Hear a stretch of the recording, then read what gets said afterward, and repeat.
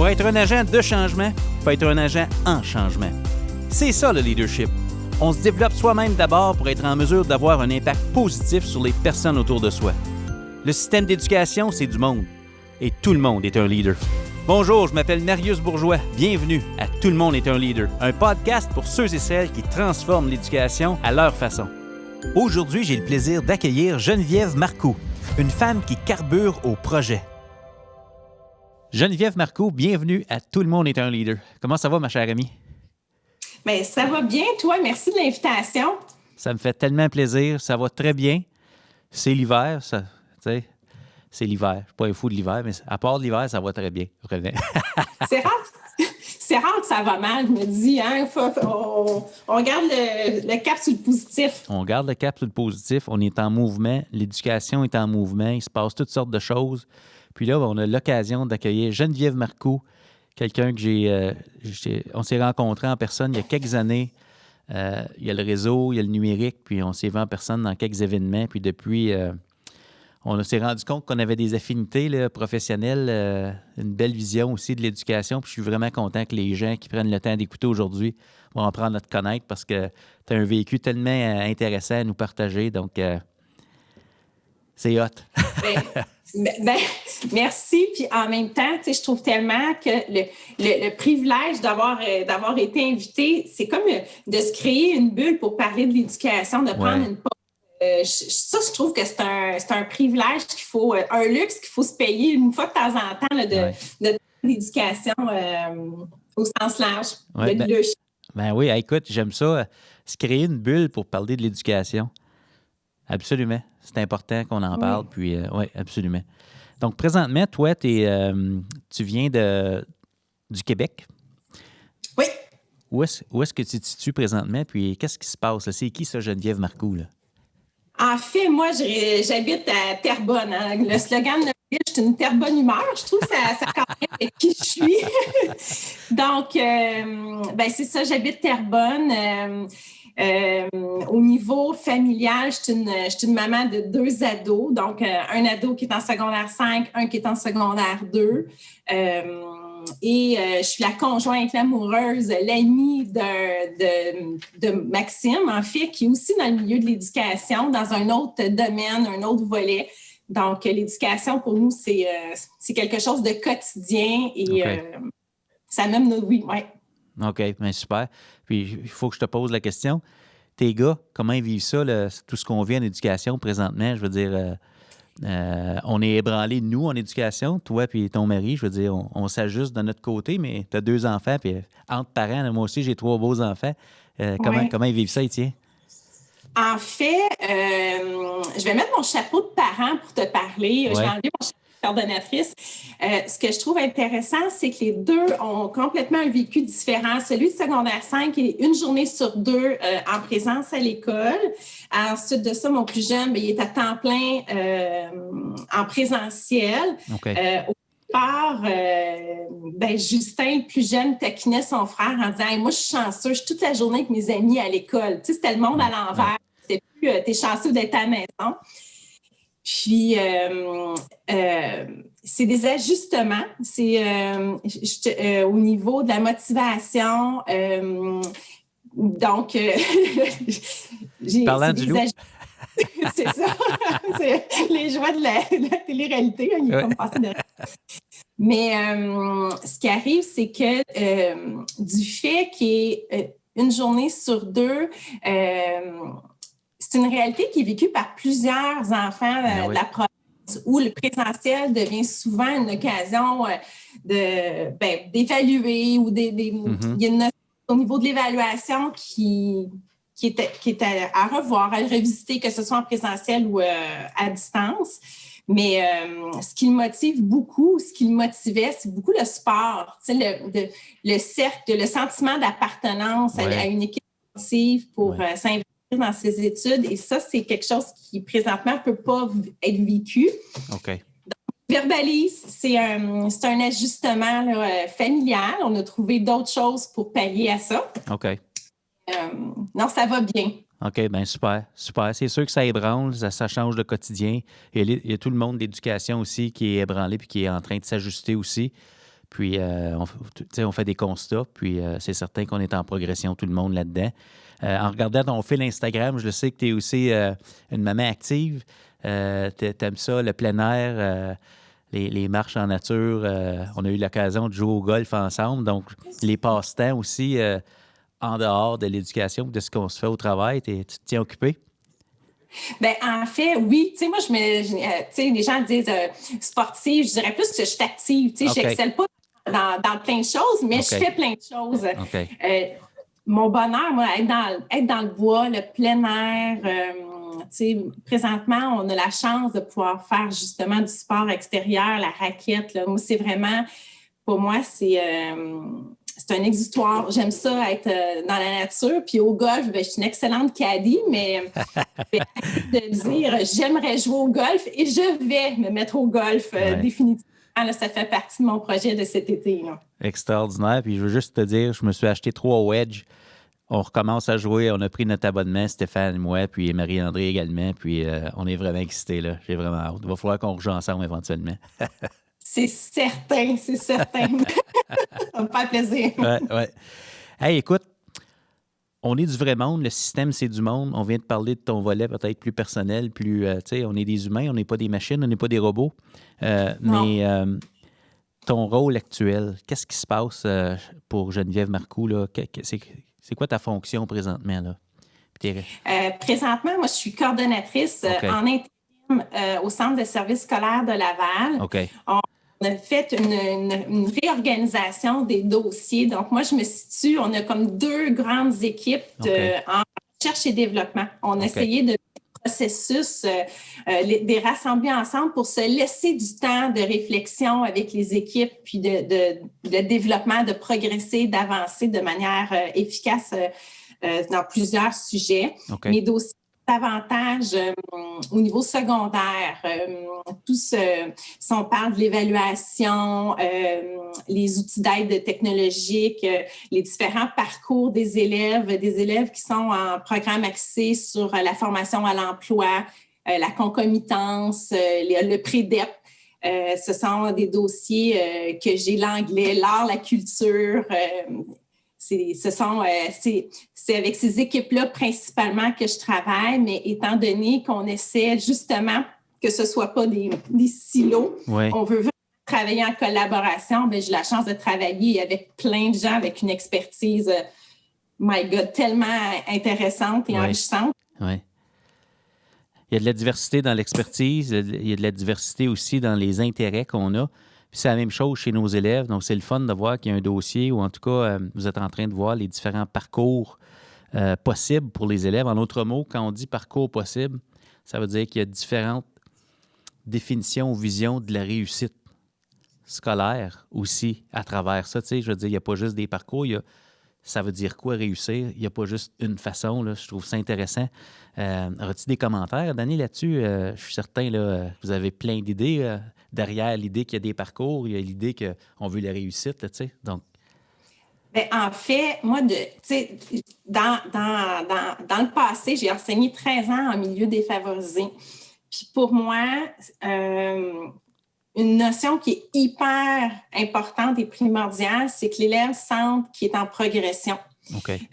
Le mot réussite, il est intéressant, mais pour moi, je ne veux pas qu'il le voie comme juste en fin ou en objectif ultime. C'est important qu'il puisse mettre des petits jalons tout le long de son parcours pour dire « je réussis plusieurs fois certaines choses ». Donc, la notion de progression là, est pour moi à mettre sous la loupe. Faire prendre conscience en l'élève qu'il est en train de devenir compétent, il est en train de s'améliorer, il est en train de cheminer. Puis, ben, tout le monde a un parcours dans la vie qui est différent au niveau adulte. Puis, chaque élève aussi, il faut qu'il soit pris de façon unique pour l'amener le plus loin possible avec ses intérêts, avec ses défis. On dit des fois, élève à besoin particulier. Moi, j'aime ça les appeler les élèves qui ont des défis particuliers.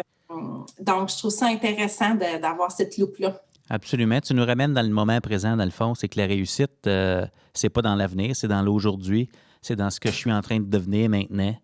Puis ces parcours-là permettent aux jeunes de progresser. Comme tu dis, c'est tellement important. Quand on sent qu'on progresse, on est allumé. Puis peut-être que c'est ça qu'on vit comme défi.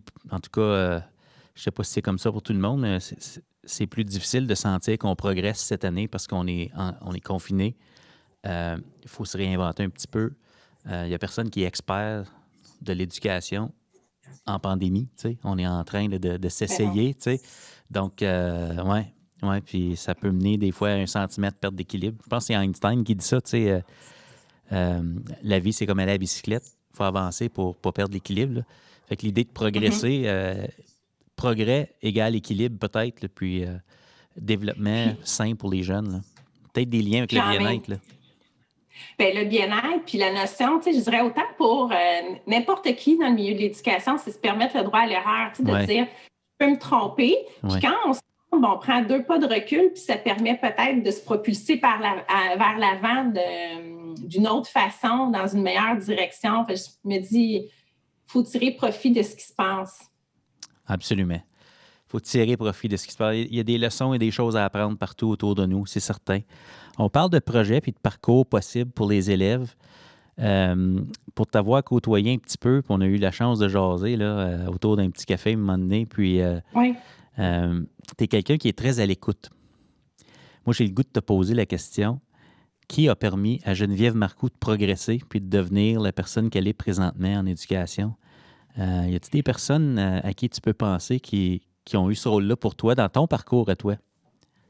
J'en ai plein. OK. En fait, si je pense à mes parents, je me dis, ma mère, mon père me disait tout le temps, si tu ne le laissais pas, tu ne le sauras pas. Oui, c'est vrai. Donc, c'était une phrase toute simple qui m'a comme justement amenée à dire, ben, je vais essayer des choses. Moi, souvent, c'est les gens qui ont pensé à moi pour des projets, pour avancer, pour dire, je te verrai dans tel projet. Puis c'est rare que je dis non. Moi, je suis une fille qui carbure au projet, donc souvent, je me lance sans trop savoir. Donc, mes parents m'ont permis de dire, ben des fois, tu peux te lancer sans trop filet de sécurité, puis la vie fait bien les choses. J'ai aussi... tu vas comprendre pourquoi je t'en parle. J'ai travaillé longtemps à la SAQ. Donc, j'ai commencé... Oui, vraiment, ça a été mon parcours, mon travail d'étudiant là, de 16 ans jusqu'à 24-25. OK.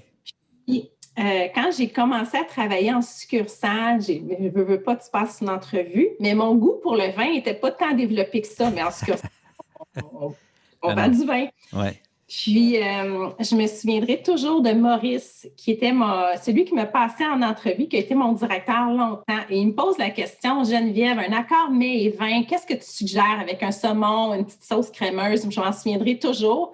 Et moi, de ne pas trop savoir quoi lui répondre, dire, j'imagine que c'est un vin blanc, mais sais-tu quoi? Je suis quelqu'un qui aime apprendre, puis que si vous me faites confiance, là, vous ne serez pas déçus, puis je vais apprendre, je vais chercher, puis je vais trouver.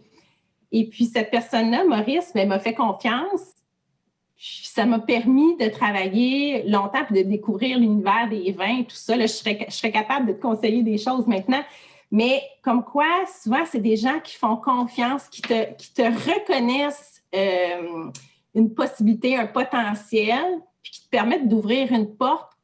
Ça, je trouve ça intéressant quand on côtoie des gens dans nos parcours qui nous donnent cette possibilité-là. Donc, Maurice, c'est quelqu'un pour moi d'important. Puis, ensuite de ça, ben, quand j'ai fini mon baccalauréat, ben, il faut faire des stages. Oui. J'ai une enseignante associée, je me souviendrai toujours, bac 1, première fois que je mets les pieds dans une classe primaire depuis mon propre parcours primaire. Oh my God. Puis, elle n'a pas de bureau. Elle n'a pas de bureau dans sa classe, c'est que des tables. Elle enseigne la grammaire avec une notion, avec les arbres. Elle appelait ça le triolet, là, la racine. En tout cas, bref, c'était très imagé. Puis, ça m'a déstabilisée positivement. Ah, OK. Parce que je me dis, moi, une classe, pas de bureau, ça me parlait. Ça rendait le milieu d'apprentissage vivant. Okay. Des mots pour le dire dans le temps, je n'étais pas capable de dire que c'était ça qui me plaisait. Okay. Puis j'ai eu la chance de demander à l'université une dérogation pour refaire un stage avec cette enseignante associée-là, Danielle Cossette, avec laquelle j'ai pu approfondir davantage une vision que je voulais développer. Donc, le lieu de la classe, l'environnement, l'apprentissage par projet, la collaboration avec des collègues pour moi, travailler en équipe, c'est précieux, c'est un incontournable. Mm-hmm. Donc, Danielle a été quelqu'un de marquante pour moi aussi. Oui. Ah ouais, c'est extraordinaire. C'est le fun de t'entendre parler de ça. Les gens qu'on rencontre nous façonnent, nous donnent des possibilités aussi parce que nous aussi, on est en devenir, on est en progrès. Tu sais, les parcours possibles pour les élèves dont tu parlais tantôt, je veux dire, en éducation, chacun fait son parcours aussi professionnel. Oui. On devient un peu comme les jeunes. Tu sais. Puis c'est important qu'on sente qu'on progresse. Puis je le sais qu'au cours de ton parcours, tu as eu la chance de travailler en insertion professionnelle avec les enseignants, les jeunes enseignants. Un peu de les aider à faire leur arrivée dans la profession. Veux-tu nous parler peut-être des choses importantes? Il y a des choses importantes que tu enseignes ou que tu enseignais à ces gens-là, mais des choses importantes que tu as apprises à force de côtoyer les jeunes enseignants. Comment tu avais... Parle-nous de ton vécu un petit peu, là. Bien, en fait... C'est un rôle privilégié, ça. C'est un rôle privilégié parce que le fait d'avoir été conseillère pédagogique en insertion professionnelle, bien, je travaillais autant auprès de la relève, là, ceux qui sortent de l'université, qu'auprès d'enseignants expérimentés qui viennent leur donner un coup de pouce, qui viennent leur permettre de rester dans la profession.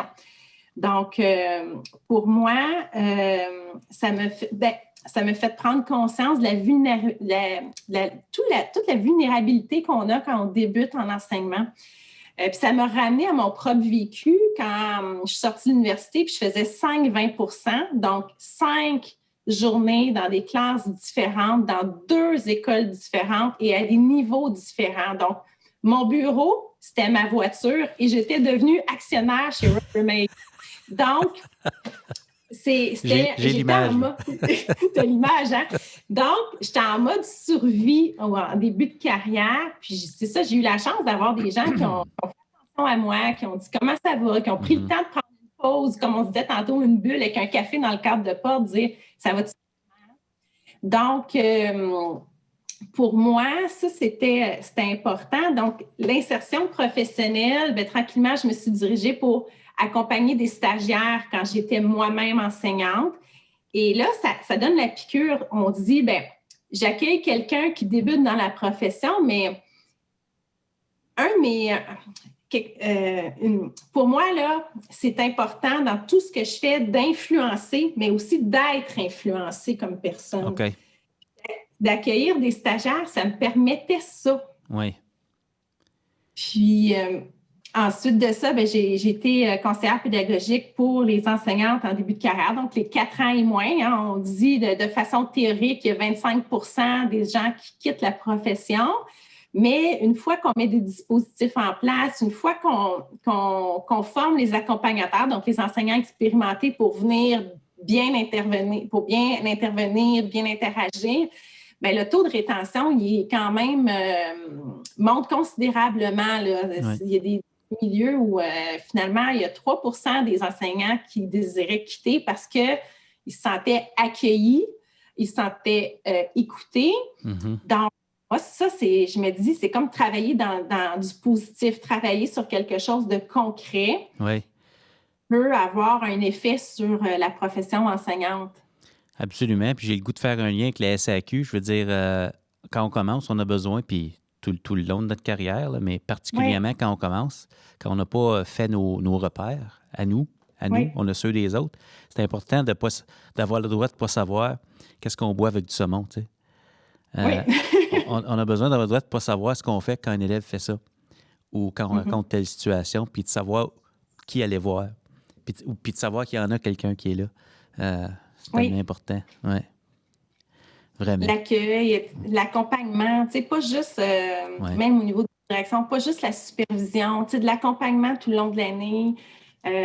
Puis, tu sais, je me dis, dans le milieu de l'éducation, quand le bouton à 4 trous a été inventé, bien, pourquoi pas le partager? Tu sais, de notre part, de faire profiter de notre expérience parce que le milieu de l'éducation, on débute souvent avec les classes les plus difficiles. Hein? C'est un processus d'affectation qui peut-être un jour s'est vu, mais on ne demande à aucun chirurgien de faire sa plus grosse opération en début de carrière, tandis que les enseignants, on est confrontés parfois à des classes difficiles de par justement le processus d'affectation. Ouais. C'est mon vécu, ça aussi, mon constat, c'est que c'est comme ça. C'est un peu comme si on accordait une valeur plus importante ou un niveau de difficulté plus important à la maîtrise du contenu plutôt qu'à la maîtrise du savoir s'établir auprès d'autres êtres humains puis de gérer ça, ce bout-là. Puis, mon vécu, c'est l'inverse. C'est que c'est beaucoup plus exigeant d'apprendre à composer avec l'humain parce que théoriquement, on peut savoir toutes les bonnes réponses, quoi faire dans telle situation, puis pour engager des élèves. Mais tu peux pas le savoir tant que tu le vis pas, comme disaient tes parents. Hein? Faut que tu le vives faut que tu le vives pour le savoir. Puis quand tu es en train de le vivre, tu peux pas aller à la page 257 puis voir qu'est-ce que tu es censé faire. Alors que le contenu, tu peux l'apprendre à tête reposée chez vous puis te préparer, tu sais. Donc, moi, j'ai commencé à accueillir des stagiaires à ma deuxième ou à ma troisième année en enseignement à cause de ça. Parce que je me suis tellement planté les 4 premiers mois, puis j'ai eu du mentorat, j'ai eu de l'accompagnement informel. Ça fait que je suis encore là aujourd'hui. Ça fait que j'en parle encore aujourd'hui. Ça fait que j'ai eu un peu le radar allumé pour voir les autres. Il y en a-tu autour de moi qui vivent peut-être ça puis qui n'en parlent pas? Puis j'ai commencé à accueillir des stagiaires pour leur partager ce que j'avais reçu et appris de ces situations-là parce que je me suis dit, la matière puis le contenu, ils vont être corrects. S'ils n'ont pas ça, peut-être qu'ils vont laisser. T'sais. S'ils n'ont pas les relations puis la gestion de ces émotions, peut-être qu'ils vont partir. C'est des bons profs, puis ils ne savent pas comme c'est là. T'sais. Ils ne savent peut-être pas encore qu'ils vont être bien bons. Oui, puis le savoir expérientiel, là, c'est quelque chose qui se bâtit d'année en année. Moi, je me souviens, une enseignante en début de carrière, elle me dit, ma direction me dit, fais confiance à ton jugement professionnel. M'a dit, quand je regarde en arrière de moi, là, mon jugement professionnel, je ne l'ai pas encore bâti, je suis en train de le co-construire. Donc, c'est difficile pour moi d'avoir une assise vraiment solide. Je dois me référer à des gens qui vont me dire oui, c'est bien ou non, regarde ça sous un autre angle. Puis tu parlais de l'humain, la gestion de classe, c'est l'un des facteurs qui est le plus difficile en début de carrière.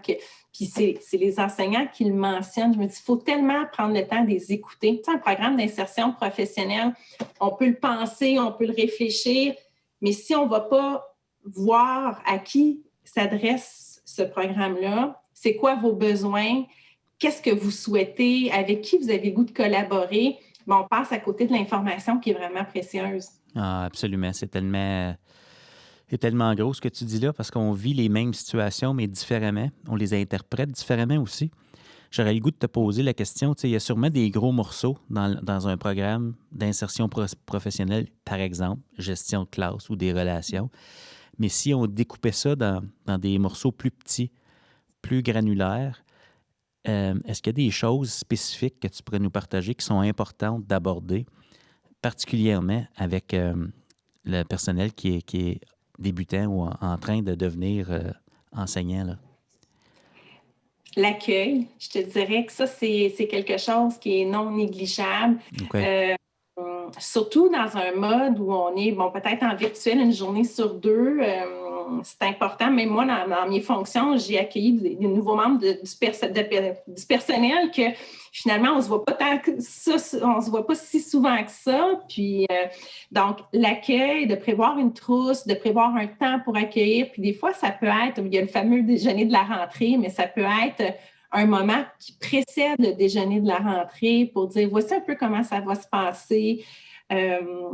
De mettre en place des formations où les gens vont se regrouper et il n'y aura aucun jugement.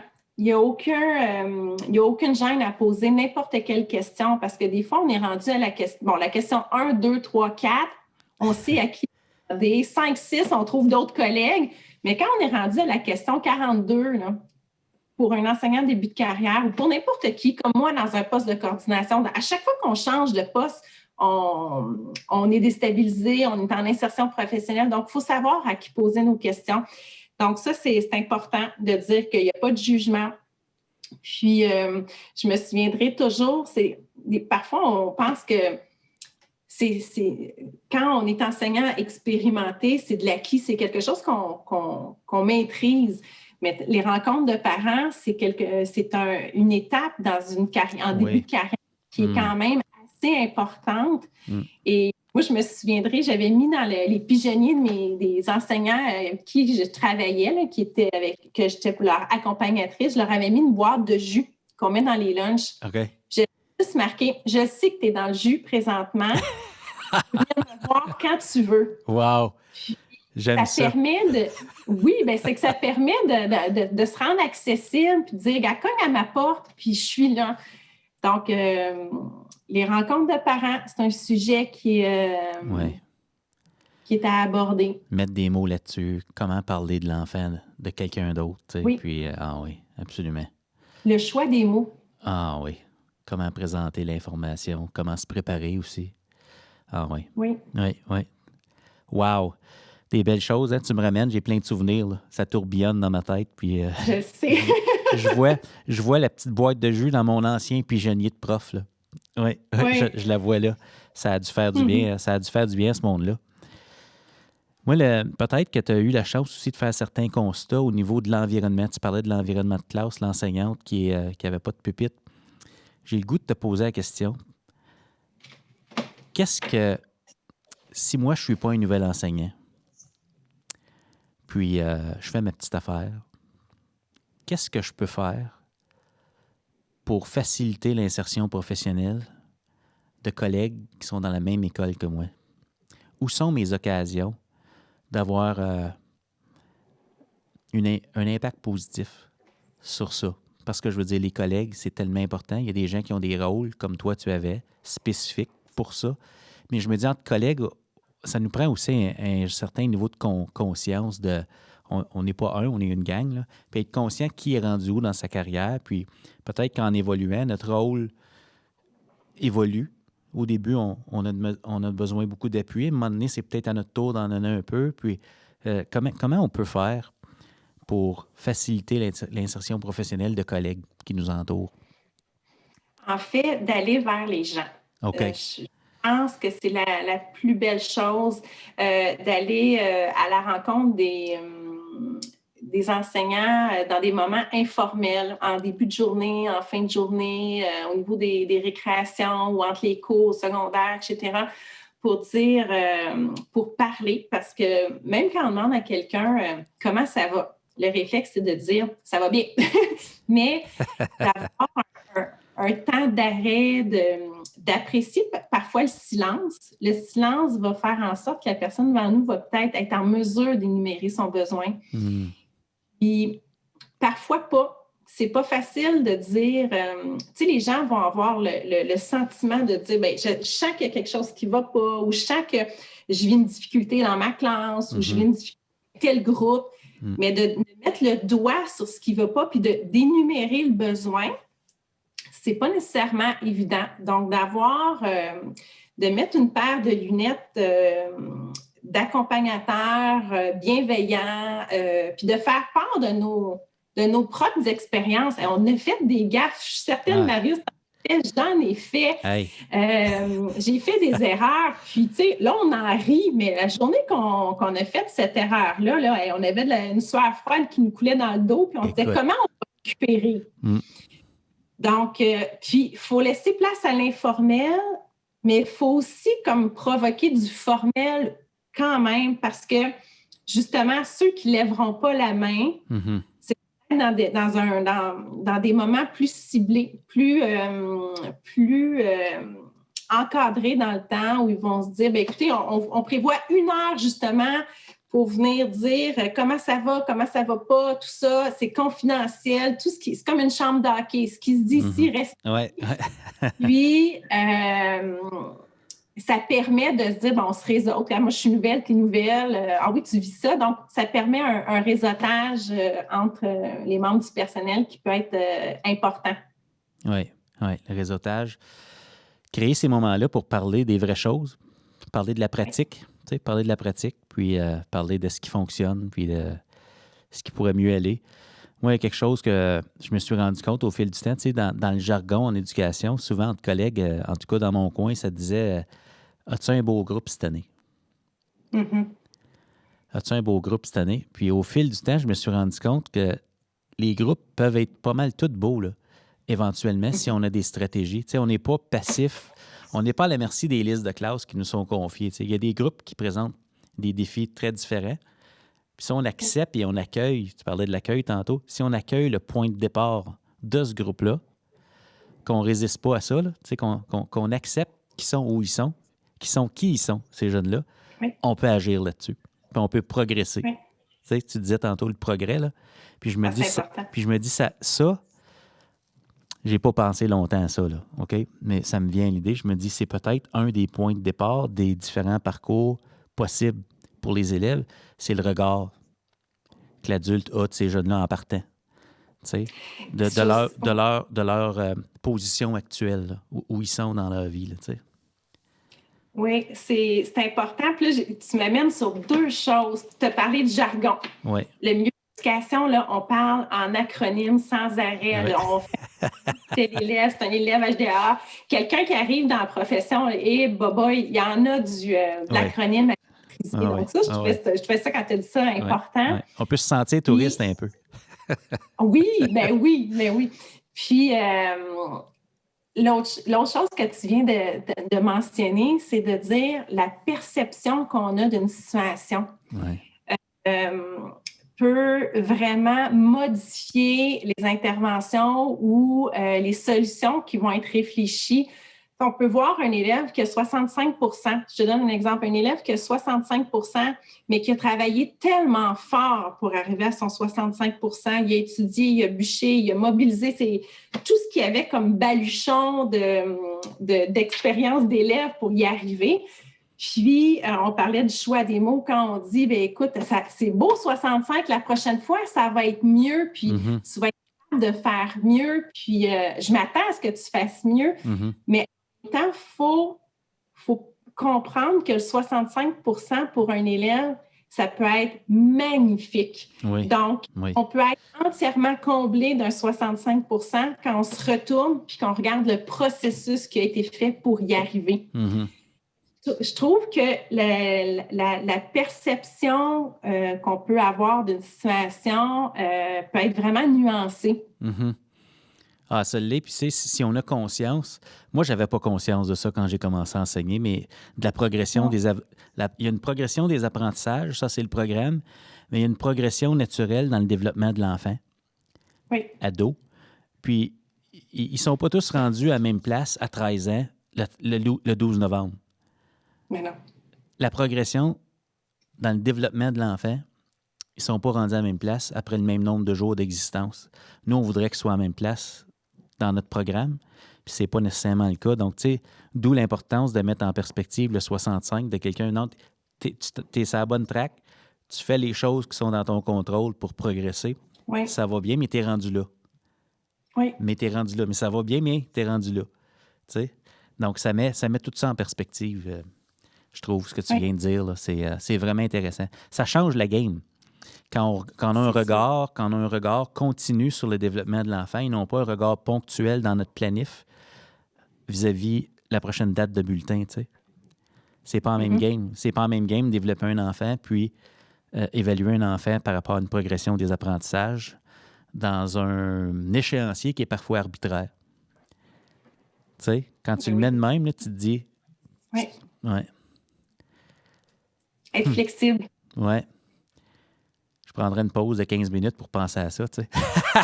Je sais. Non, je viens d'avoir... Ça prend quasiment un billet de blog là-dessus, tu sais. Mais ça m'aiderait à penser. Mais non, j'aime ça, j'aime tellement ça, ce qu'on est en train de discuter là. Y a-t-il d'autres choses par rapport au parcours possible? Parce que ça, c'est peut-être quelque chose que tu travailles plus présentement, là, hein? Les parcours possibles pour les jeunes. Y a-t-il d'autres détails que tu peux nous partager là-dessus? Je sais qu'il y a une philosophie, il y a la définition de réussite qui s'élargit, mais concrètement, Qu'est-ce que ça veut dire pour les élèves dans ton milieu, ces nouveaux parcours-là? Quelles nouvelles possibilités s'offrent, là, parce que ça s'en vient, là, ce sur quoi vous travaillez? Ben, Parce que ça change des vies, ça. En fait, c'est des parcours parfois qui sont déjà existants depuis longtemps, mais il faut maîtriser. Tu sais, je me replace avec mon chapeau d'enseignante quand j'étais en 6e année, 5e année. J'avais pas, à l'époque, cette compréhension de tout ce qui pouvait être offert aux élèves à partir du secondaire. Okay. Donc, on voit un parcours souvent linéaire. Fini 6e année, ça va secondaire 1, secondaire 2, secondaire 3, etc. On développe avec le temps les parcours pour les élèves à défi au niveau des apprentissages. Okay. Donc, ceux qui ont besoin un peu plus de temps pour arriver à finir, par exemple, un secondaire 1, ceux qui ont... Mais il y a des élèves qui ont des défis multiples et que pour qui la trajectoire linéaire n'est pas nécessairement la meilleure pour eux. Ouais. Il n'y a pas une meilleure trajectoire. Donc, de développer d'autres parcours. Pour nous, au centre de service, on est en train de mettre en place un parcours de concomitance. Donc, l'élève va finir son secondaire, va obtenir son DESS, va avoir un diplôme un DEP, puis va avoir vraiment une passerelle avec le collégial. Donc, au bout d'un 5 ans, il va pouvoir avoir 3 diplômes, mais c'est des élèves qui ont le goût de faire concrètement. Donc, pour moi, quand on parle de collaboration, c'est un incontournable. Dans tous les postes que j'occupe ou que j'ai occupé ou que je vais occuper, il faut que je travaille en équipe. Et moi, le fait de travailler en équipe avec la formation professionnelle, qui est un service éducatif riche de possibilités, donc la formation professionnelle, l'éducation des adultes, ça permet d'ouvrir les parcours aux élèves. Puis il faut être en mesure, dès la 5e année, puis dès la 6e année, d'expliquer aux parents, voici toutes les ramifications que le système scolaire vous propose. Ouais. Donc, c'est un peu ça que ma vision des parcours. On veut que tout le monde trouve sa place, puis trouve son chemin en éducation. Oui. Ouais. On essaie de garder les gens en progression, puis de leur offrir des occasions d'aller à leur rythme là-dedans, puis d'être reconnu également, puis d'être valorisé là-dedans. Bien, 2 mots, valorisé puis reconnu, je trouve que c'est... Oui. Je te vois, c'était prévu, il y a une place pour toi, regarde, tu peux passer par là. Puis c'est correct, tu sais, Oui. Tellement. Et d'écouter l'élève. Oui. Tellement important. Ça m'amène peut-être à aborder plus directement avec toi le leadership parce que chez Escouade Édu, on dit tout le monde est un leader. Je porte fièrement mon T-shirt. Tout le monde est un leader. C'est bon. Quand tu entends ces mots-là, qu'est-ce que ça évoque en toi avec ton vécu en éducation? Bien, c'est que vous avez raison, Escouade Édu. Ah, c'est bon? Ouais. Tout le monde est un leader. Puis je vais partir de la base. Un élève peut être un leader dans sa classe. Un conseiller pédagogique peut être un leader auprès d'enseignants ou de collègues. Un conseiller en orientation en temps de pandémie doit se réinventer pour mieux conseiller ses élèves dans les différents parcours, peut être un leader. Un parent qui s'investit puis qui cogne à la porte des écoles comme étant présent, je veux travailler en équipe avec vous comme équipe enseignante, peut être un leader dans la communauté. Donc, pour moi, je vous dis, le titre est bien choisi. Tout le monde peut être un leader. Et leader, ça fait partie... Je le vois comme quelqu'un qui est en mouvement, quelqu'un qui est capable de reconnaître les forces des autres, de tourner le projecteur, marcher, tu sais, à côté, on marche un à côté de l'autre. Tu sais, un leader, c'est pas... Souvent, on associe le leadership à un poste de gestion, mais pour moi, c'est pas quelque chose qui est équivalent. C'est complètement distinct. Donc, d'être capable de marcher à côté de quelqu'un puis de dire, bien, écoute, on est un à côté de l'autre, puis on va trouver des idées ensemble pour aller vers tel projet ou vers telle vision. J'aime ça. Fait que le leadership, c'est pas un poste. C'est être à côté de l'autre. Puis tantôt, tu parlais beaucoup de progrès. Fait que je me dis, être en mouvement.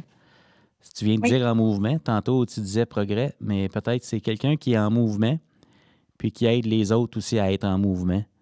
Puis, j'aime ça. Tu es en mouvement? Quelqu'un qui permet aussi de dire, écoute, je te donne l'occasion de prendre un risque. Oui. Essaie. Oui. Vas-y, essaie, puis je vais être là si ça ne fonctionne pas, puis je vais être là pour te reconnaître si ça fonctionne aussi. Mm-hmm. Absolument. C'est tellement... Je pense à des gens clés dans ma carrière qui ont été là au bon moment, tu sais, puis que je savais qu'ils étaient là, tu sais, c'est tellement important de savoir que ça, c'est là. Ouais. Avec tout ce qu'on vit présentement, je veux dire, on est l'éducation au complet est un peu ébranlée, là. Qu'est-ce qu'on est en train d'apprendre d'un point de vue plus systémique? Tu es coordonnatrice présentement. Quel est ton regard là-dessus? Qu'est-ce que le système est en train d'apprendre d'un point de vue de leadership à force d'avancer puis de progresser dans cette pandémie-là? Puis on veut que l'éducation se poursuive malgré tout, là. Qu'est-ce qu'on est en train d'apprendre en tant que leader du système, si je peux dire comme ça? En fait, on est en train d'apprendre que le milieu de l'éducation est formé de plusieurs personnes compétentes ayant des expertises professionnelles riches. Je trouve que la pandémie nous apprend davantage à ouvrir nos portes, à collaborer ou à aller cogner à la porte de quelqu'un pour dire, écoute, j'ai besoin d'aide. Un processus de demande d'aide, c'est pas nécessairement facile. Non, ça ne l'est pas. Non. C'est vraiment... puis, le contexte particulier a permis la progression à vitesse grand V, entre autres, de tout le volet technologique. Mais le volet technologique, du fait qu'on tombe en distance, en présentiel, amène justement une réflexion sur des contenus de fond. On débute une progression ou un changement et c'est davantage, tu sais, on parle d'évaluation, on parle de bulletins, on parle des essentiels. Ça amène vraiment une discussion sur des sujets où, comme je disais en début de la discussion, où il faudrait prendre le temps de faire des bulles d'échange et de discussion par rapport à ça. Puis c'est vécu par les élèves, présentement, c'est vécu par les parents, c'est vécu par... Peu importe ton poste dans le milieu de l'éducation, c'est des sujets, une trame de fond qu'il faut continuer d'aborder. Oui. Tellement d'accord. On a besoin de se remettre en question. Puis, tu sais, des fois, on est face à un défi, on est pris un peu au dépourvu, on ne l'a pas vu venir, on ne l'a pas vraiment vu venir, on n'a pas eu le choix, on a comme réagi, on a adopté certaines pratiques en réaction. Maintenant, on sait des choses. Il y a des choses qui sont moins connues, puis je me dis, il y a peut-être des choses qu'on a choisi de mettre en place qui ont besoin d'être revues aussi pour mieux servir les élèves, surtout si on se dit que ce n'est pas nécessairement quelque chose qui va durer juste 2 mois, là. On voit que ça se poursuit.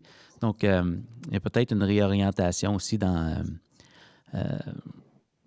les visées.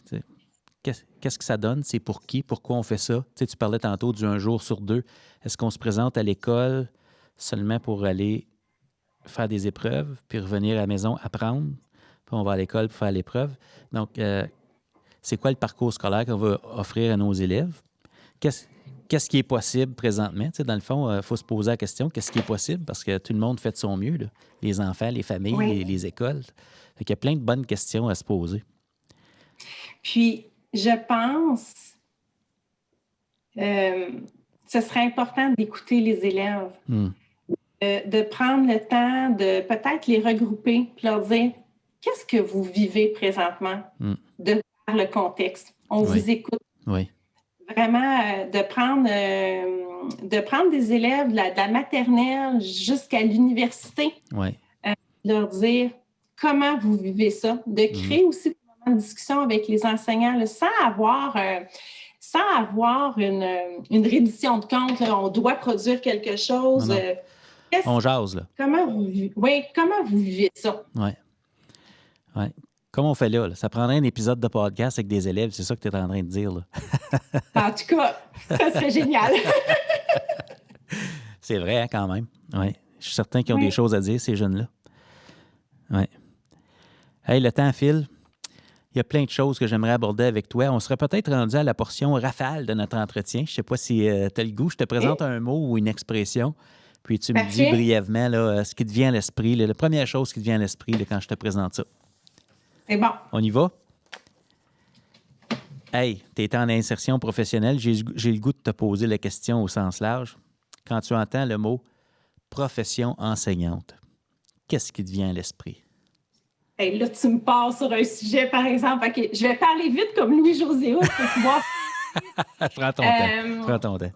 Mais la profession enseignante, là, ça fait partie d'un de mes projets personnels secrets ou que je vais livrer à moitié, mais j'ai entendu, là, à 5 ans, 6 ans, Camille Bouchard à Télé-Québec. Il faisait un éditorial, puis il disait à quel point il avait hâte que l'éducation appartienne à tout le monde. Puis il parlait entre autres de la rentrée scolaire, puis je vais te dire ces mots, ça m'a marqué, puis c'est certain qu'un jour, je vais travailler dans ce sens-là sur un projet. Il disait, j'ai hâte que les chaînes de chaînes alimentaires puissent dire l'éducation, on en mange. J'ai hâte que les compagnies aériennes puissent dire l'éducation, là, ça vous mène loin. J'ai hâte que, justement, que les compagnies de sport puissent dire l'éducation, ça vous dégourdit un cerveau. Il y avait hâte exemple, les grands journaux puissent dire bienvenue à nos futurs lecteurs. Mm-hmm. Donc, la profession enseignante, moi, je me dis, il faut la valoriser, il faut écouter les gens de terrain, il faut mettre les projecteurs sur ce qui se passe de bien. Il s'en passe des choses dans le milieu de l'éducation. Il faut les mettre en valeur. Voilà, je pourrais continuer, mais... C'est tellement inspirant. Il me semble, on dirait qu'il faudrait que tu montes une conférence là-dessus, ma chère Geneviève. Je te lance un défi. Là. Ah, mais j'ai comme un projet derrière. Hein? Il me semble que je te vois faire la conférence. Là. Ça, c'était notre premier mot. Prochain mot, je te dirais collègue au pluriel. Ah, collègue au pluriel. C'est une richesse pour moi. Les collègues immédiats, dans l'immédiat, il faut en prendre soin. Mm-hmm. On vit dans la vie des embûches. Hein, puis ces gens-là sont là pour nous soutenir. Je parle par expérience. C'est vraiment pour moi là, une richesse. Les collègues présents, les collègues passés, hein, ceux avec qui on a fait un bout de parcours avec eux, il faut reconnaître l'effet qu'ils ont eu sur nous. Puis les collègues, je dirais même les collègues virtuels. De faire appel à un réseau, parfois de lancer une question à l'univers, la richesse du retour sur l'investissement d'avoir lancé cette question-là, elle est grandiose. Oui, ça ne se mesure pas. Non. Un élève qui t'a propulsé dans ta carrière, même si au moment où tu l'as rencontré, peut-être que tu ne te sentais pas de même. C'est un élève, j'en ai plusieurs. En fait, moi, je disais toujours à mes élèves, enseignante un jour, enseignante toujours. Mm-hmm. Je disais enseignant 6e année, puis moi, je m'enlignais pour la maternelle. Hein, donc, quand on m'a mis en 6e année, ça a été déstabilisant. Oui. Mais je suis restée là pendant plusieurs années. C'est ça, des élèves qui reviennent te voir avec le temps, puis qui te disent « Geneviève, merci pour telle chose ». Des élèves qui sont venus me challenger. C'est pas des élèves pour qui j'ai dû réfléchir, prendre un verre de vin avec mon conjoint et dire « Quoi, là? Comment on y arrive? » Là, c'est quand des élèves qui me demandent de me mobiliser avec des collègues, ça marque. Oui, mais j'en ai plusieurs, vraiment. Puis, sais, quand je dis enseignante un jour, enseignante toujours, j'ai reçu une lettre au service éducatif d'un élève qui est retourné. Parce que moi, quand je faisais mes rencontres de parents, il y avait le droit de venir après les rencontres ou avant. Puis c'est pas rare que j'avais plus qu'un élève. Puis, je n'étais plus à l'école, donc j'étais rendue au service éducatif. Puis j'ai reçu une lettre me disant, Geneviève, tu nous demandais toujours, t'es rendue au secondaire, t'as-tu une blonde? Puis il m'a écrit une lettre en disant, écoute Geneviève, je veux juste t'informer, j'ai ma première blonde. Puis, mais de garder le lien, je trouvais ça... Oui. Wow! C'est de toute beauté, vraiment. Oui, oui. Un bon livre. Un bon livre, il y en a plusieurs. J'en ai à côté de moi, là, tu sais, quand je regarde ma bibliothèque. J'ai lu beaucoup sur l'environnement physique des classes. Puis un livre qui m'a... parce que l'environnement, puis comment tu apprends, comment ton milieu de vie peut être stimulé. En fait, je lis ici, c'est Blueprint for Tomorrow. C'est Prakash Nair. Je ne sais pas si ça dit quelque chose. Non, je ne connais pas lui. C'est un livre qui prend chaque endroit dans une école, la cafétéria, comment la revoir. Une cafétéria, quand les élèves ne sont pas présents sur l'heure du dîner, c'est un espace perdu. Comment le revisiter de façon pédagogique.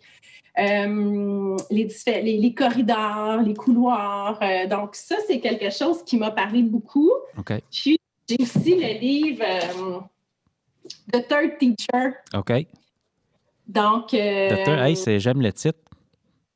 Oui. Ça parle de quoi? 79 de recherches, différentes recherches, des citations, autant des recherches au niveau contenu disciplinaire qu'au niveau plus environnement physique. C'est vraiment intéressant. Et là, je suis en train aussi de revisiter, en contexte pandémique, la référence de Fullen avec une autre vision. Donc, c'est 3 livres que... Oui, parce que la cohérence, c'est tellement une belle lecture avec la lunette de la pandémie, puis ce qu'on est en train de faire. Oui.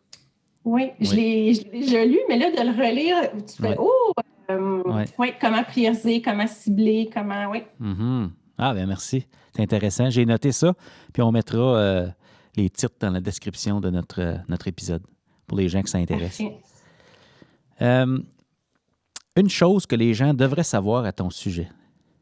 Ah, j'espérais que tu ne poses pas. En fait, une chose que les gens devraient savoir à mon sujet, c'est pas nécessairement en éducation, mais j'aime beaucoup le volet communication. C'est comme si un jour, je vais trouver comment allier communication et enseignement au service de l'éducation. OK. Tu sais, on rêve, là. On peut, hein? Oui, on a le droit. On rêve, je me dis, d'avoir des capsules sur l'éducation de façon hebdomadaire là, à la télévision. Ça serait... Mais pas nécessairement moi. Là, je parle que j'aimerais que la population ait accès à ça. Oui. Comment que dans une posture, je suis un parent qui vient voir comment va mon enfant à l'école. Vu que c'est systémique, c'est un projet de société. Oui, ça l'est. La transformation de l'éducation, c'est un projet de société. Tantôt, tu parlais d'impliquer la communauté puis d'élargir. Tu sais, quand tu parlais de... On veut voir ça, les chaînes alimentaires, tout ça, j'en mange. En d'autres mots, l'éducation, c'est l'affaire de tout le monde, puis dont les parents et les élèves. On s'entend. Le meilleur conseil qu'on t'ait donné? J'en ai un peu parlé, tu sais, de prendre, de risquer. OK. Essayer des choses, risquer, prends le temps d'écouter. Et quelque chose que je fais régulièrement dans une réunion, c'est que je lis le non-verbal. Oui. J'ai l'importance marquée au non-verbal des gens. Je prends le temps. C'est comme si pour moi, c'est une cueillette d'informations importantes pour être parce que les gens vivent. Ah oui, tu as tellement raison.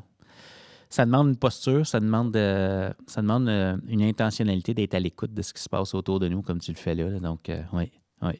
Il y a du vécu derrière ça, c'est certain. En tant que leader, qu'est-ce qui te rend heureuse?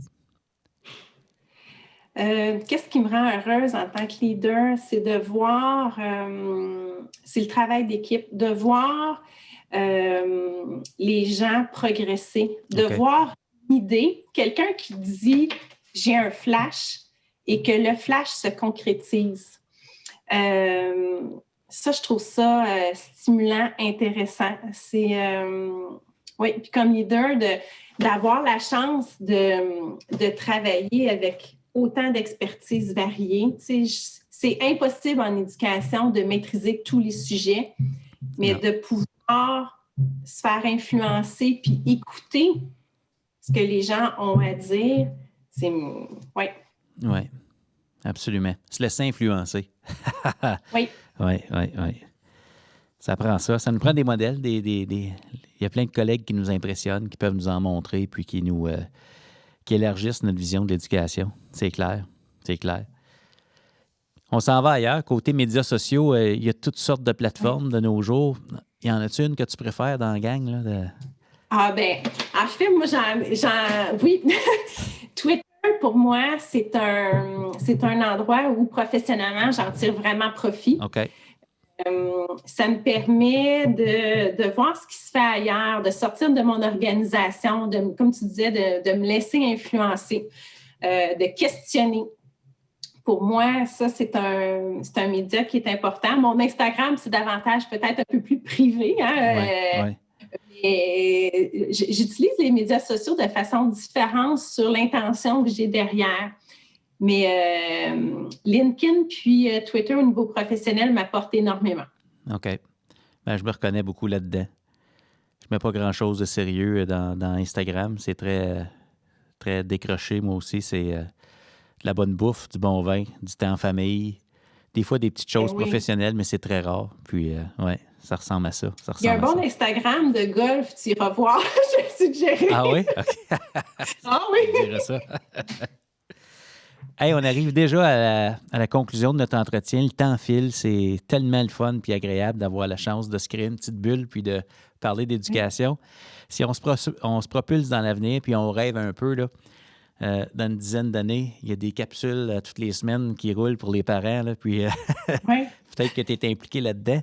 Mais avec là où s'en va l'éducation, tu sais, si on regarde comment on progresse présentement puis on apprend plein de choses, à quoi pourraient ressembler certaines orientations importantes dans les prochaines années qui pourraient nous aider, à nous, en éducation, mais à nous comme société à progresser en éducation? Il y en a plusieurs. Toi, tu parles au sens large? Au sens très large, là. Tu n'es pas juste dans ton centre de service puis ou dans ton poste. C'est juste, regarde, qu'est-ce qu'on pourrait faire? On pourrait faire de la place pour quoi? Puis ça nous aiderait à progresser, là. Bien, l'école comme étant un milieu de vie dans son quartier. Okay. Je trouve un milieu où l'élève, peu importe sa réussite, on va y aller, l'élève de façon puisse pouvoir... Moi, le sentiment d'appartenance à ton milieu scolaire pour un élève, pour un enseignant, je trouve que de mettre ça de l'avant va permettre d'accomplir de grandes choses. Quand un élève se sent bien, quand un enseignant se sent bien dans le sentiment d'appartenance, ça permet aussi d'aller, comme on disait tantôt, dans des questions de fond, puis de ne pas se sentir jugé, de dire comment on va évaluer, d'ouvrir les portes. Donc, moi, je vois ça vraiment comme un milieu ouvert, où il peut y avoir des conversations franches entre les différents acteurs. Mais il y a tellement de possibilités, c'est dur d'avoir un... Moi, les mots que je mettrais sur ce que tu viens de dire, c'est que peut-être que on veut une école où on va venir à l'école, puis parfois on va performer, mais des fois on va juste progresser, tu sais. Dans ce que tu as dit, quand tu as dit c'est pas toujours évalué ou c'est pas toujours, tu sais, telle date, c'est important, là. C'est peut-être d'avoir du lousse pour vivre, être humain, tu sais, puis être impliqué dans la communauté. Un peu comme on le fait avec le programme à l'école puis le parascolaire, tu sais. Ça cohabite très bien, mais peut-être qu'il faut amener ça pas en silo. Comme tu disais tantôt, on ne le vit pas en silo, que ça ne se vive pas ça en silo, que ça fasse partie de la programmation. Ça pourrait être intéressant. Le plaisir d'apprendre, le plaisir en fait, là, l'idéal, c'est que l'élève n'a même pas le sentiment qu'il est en mode « j'apprends quelque chose ». Tu sais, il apprend dans plusieurs facettes de son milieu. Il apprend, mais il ne sent pas nécessairement qu'il est assis en train d'écouter quelqu'un qui veut lui enseigner quelque chose. Là. Ouais. Oui. Si tu avais un conseil ou un message d'espoir ou une phrase clé que tu aimerais peut-être laisser aux gens qui prennent le temps de nous écouter aujourd'hui, il y a plein de gens d'un peu partout qui vont écouter ça, qu'est-ce que tu aimerais leur dire? Peu importe, je le dis souvent, puis je continue à le dire, puis je suis contente que tu me poses la question. Je me dis, dans le milieu de l'éducation, il y a un verbe qu'on devrait apprendre à conjuguer. C'est le verbe rêver au présent et au futur. Ouais. Pour moi, oui, il faut regarder le passé, mais il faut que le passé nous amène à prendre de meilleures décisions. Il faut en tirer profit, il faut se projeter. Donc, moi, rêver au présent et au futur, c'est pas mal une phrase que je répète souvent. Ah, c'est super, j'adore ça. Ouais. Rêver au présent et au futur. Bien, écoute, pour ceux qui nous écoutent, je leur souhaite de rêver au présent et au futur. Nous, chez Esqualidi, on rêve à cette éducation-là qui va être plus humaine, qui va nous élever un peu comme tu viens de le décrire. Écoute, c'est des mots différents, mais ça me parle tellement. Puis, en tant que père de famille aussi, tu sais, on pense à nos enfants là-dedans. Là, tu sais. Des fois, on est biaisé ou on est subjectif, mais on rêve, on a le droit. Ben oui, ça nous amène à réfléchir. Ouais. Puis en 2021, ma dernière question pour toi, en 2021, qu'est-ce qu'on souhaite à Geneviève Marcoux? Ah, du présentiel! Oui, hein? En fait, en 2021, une santé de fer, première chose, mais aussi la possibilité de vivre des projets en collaboration avec plein de monde. C'est vraiment, pour moi, je trouve qu'on est plus fort pour avoir déjà fait un défi de forme physique où le slogan, c'était « plus loin, plus fort, ensemble ». OK. Je trouve que les collaborations sont importantes pour 2021. Absolument. Bien, au plaisir de collaborer avec toi à nouveau, c'est certain. On a hâte, nous autres aussi, de pouvoir se voir en présentiel. Certainement. Merci tellement d'avoir accepté notre invitation. C'est vraiment apprécié. Bien, je vous remercie d'avoir mis ça de l'avant puis de permettre à plein de gens de venir partager leur expérience. C'est enrichissant pour nous de le faire. Puis aussi d'écouter le parcours des autres qui fait cheminer. Donc, merci pour cette occasion-là. Bien, merci beaucoup, Geneviève. C'était Geneviève Marcoux. À tout le monde est un leader. Le changement en éducation, c'est une occasion d'accomplir ensemble des choses extraordinaires. Tout ce qui est requis pour transformer l'éducation se trouve déjà dans nos écoles. Rappelez-vous, le système d'éducation, c'est du monde. Et tout le monde est un leader.